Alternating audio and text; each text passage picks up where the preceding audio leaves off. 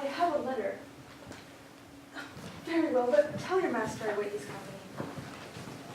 Yes, yes, I'm coming. Oh, horrors! Who could that be? I, a married woman, caught with a stranger in a mysterious castle. Think of the scandal! I must secrete myself behind the arras. I have a letter someplace. It said I was supposed to come here on the eve of...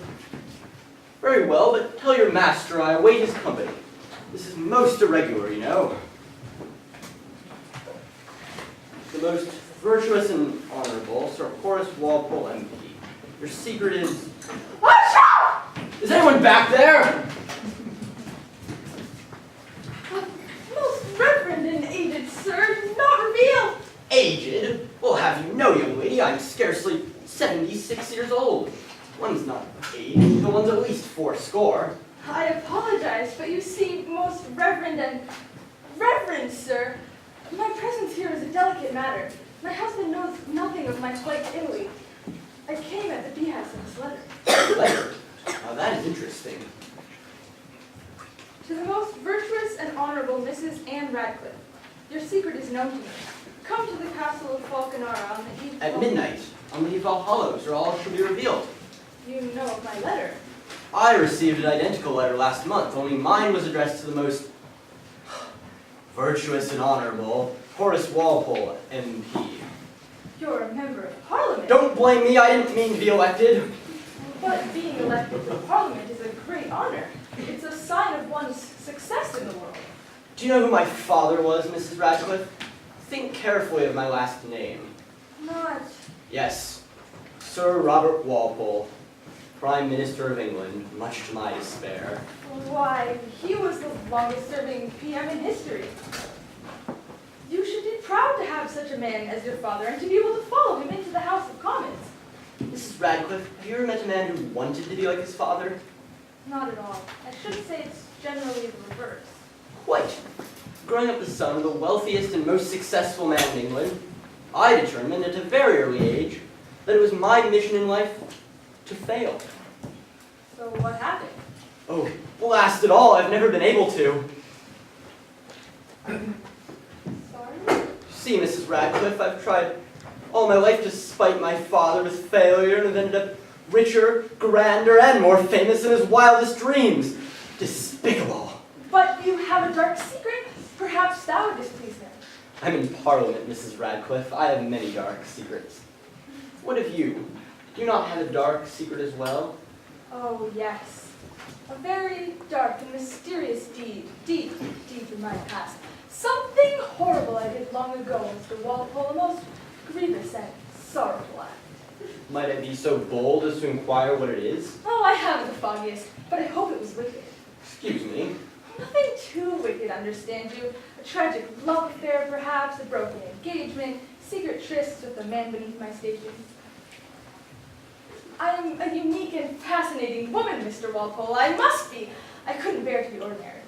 But if you're not afraid of your secret becoming known to the world, why come here at all? To find out what it is, of course. Of course. How foolish of me. Lead on, foul minion. Oh, such foul language! We must not be seen in the gentleman's presence. Quickly, we must secrete ourselves behind ours.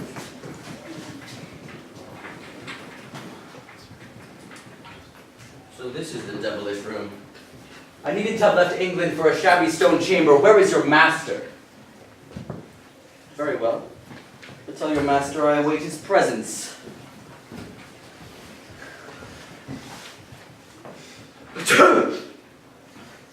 Thanks. Wait a moment. No one's back there, right? Correct. Not a soul. Except for us? Who are you? I beg your pardon, but I'm Mrs. Anne Radcliffe, and this is Sir Horace Walpole, MP. Is this your castle? No. Then what the hell are you doing here? Good sir, please! Your language is quite uncalled for. We might just as well ask you what you're doing here. Me? Why, I have a letter addressed to the most unvirtuous and dishonorable Matthew G. Lewis. Your secret is known to me. Come to the castle of Falconara. It seems we have identical letters. Plagiarists! We were each brought here for a reason, but why?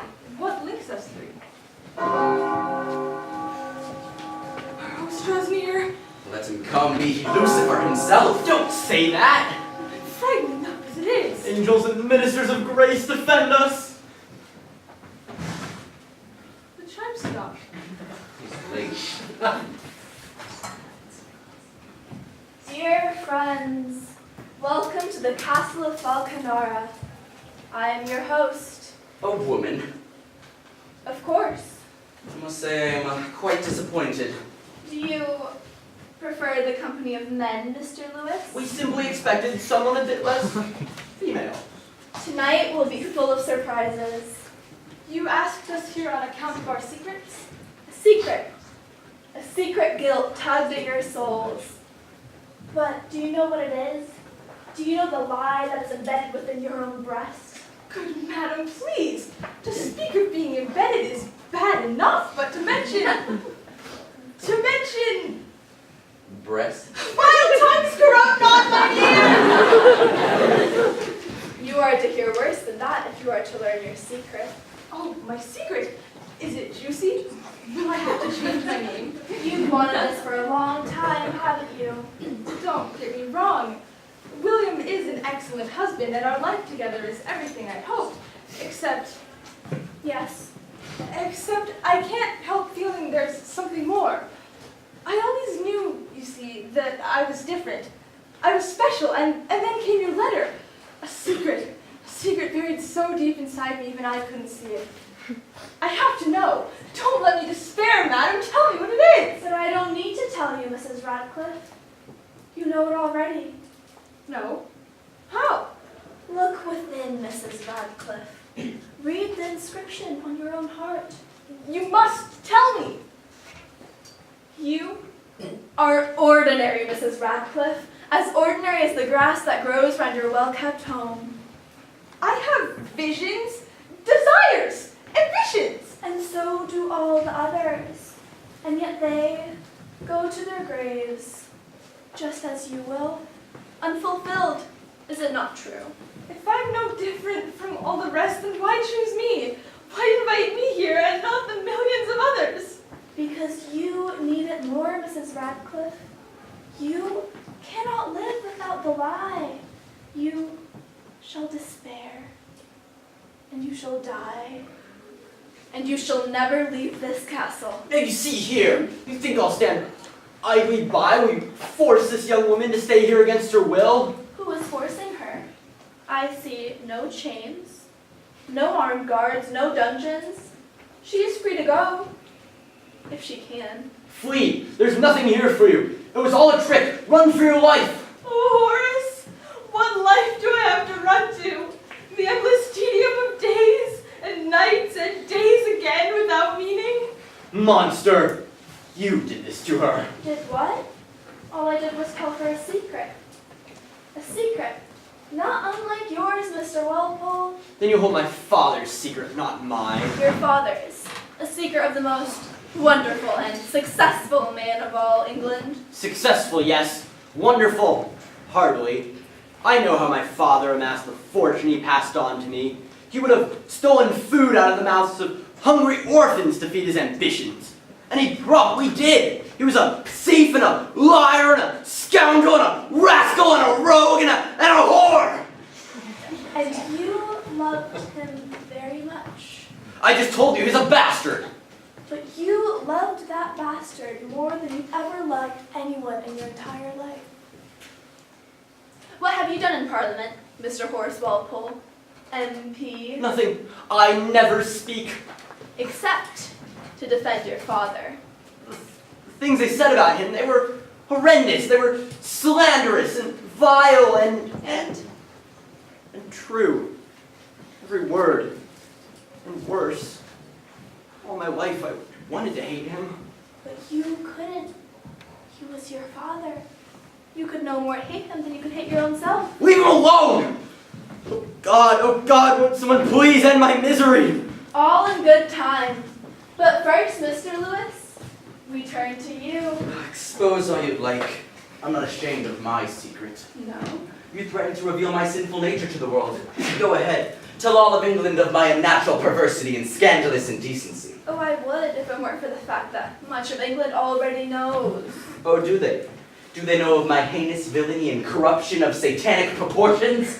I did sort of get that idea. Yes.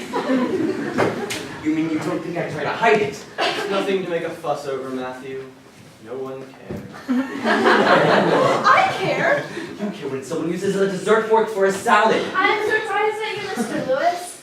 You weren't supposed to get this angry until after I revealed your secret. What left is there to reveal? Do you remember what you did the summer of 5 years ago? 5 years ago. You remember the woman on High Street? How could you know about that? By whatever you're deeming me, sir, I beg of you, please, don't reveal me to the world. That summer, Matthew G. Lewis committed a good deed. Calumnies and lies. You were loitering outside with your friends when an old beggar lady passed by. One of your comrades stretched his foot out and tripped her as she left. But after leaving the place, you made an excuse about having to be home. Returned to the woman and apologized. Is that true? I am Matthew G. Lewis, the most villainous rogue this world has ever known. You may scandalize the world all you like, Matthew, but deep down, in the core of your heart, you cannot be intentionally cruel. Deep down, Matthew, you are good. Just kill me now and get it over with. Do you see now? Do you see how your whole life has been a lie? You are nothing. Your whole lives mean nothing. You are no one.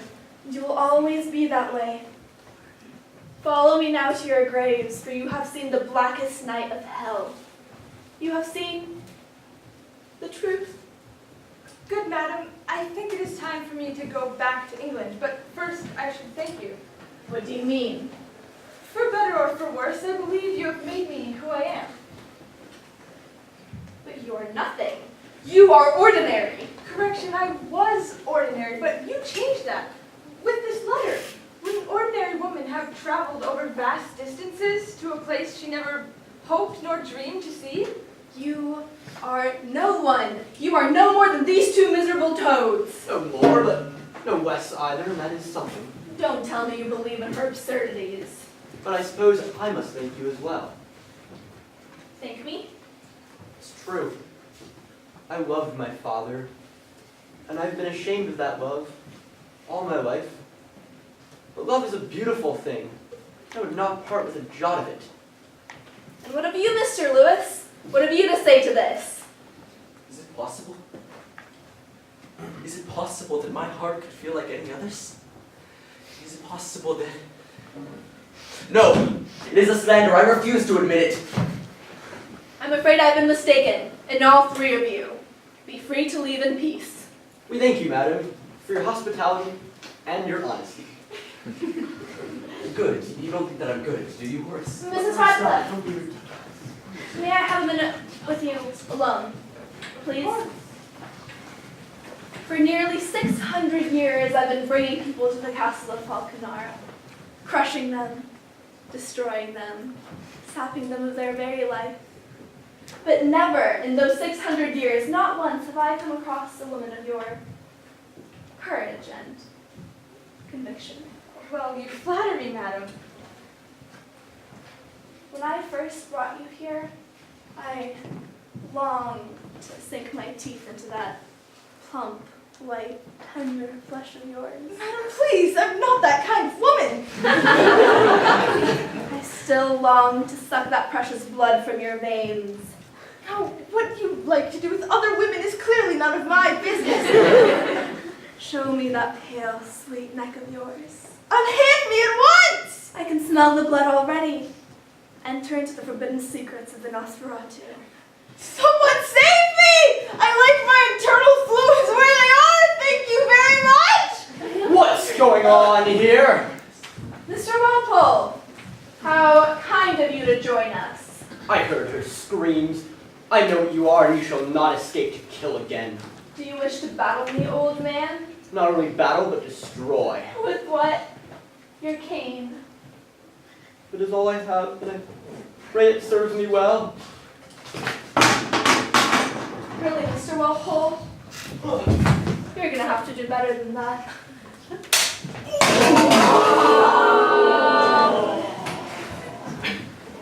That looks like fun. Can I join in? Lie there, you pathetic old man. We'll deal with you later. Horace! Oh, thank goodness you're here. And Yes, what is it? failed. Well, that's wonderful news, Horace, but we have more important things to attend to right now. No, you don't understand that woman, our hostess. Yes, I know all about her untraditional lifestyle choice. Mrs. Radcliffe, have you heard the legends of the Nosferatu? We have to find Matthew before she has her way with him. But why would she want Matthew if she's a lesbian? Come on.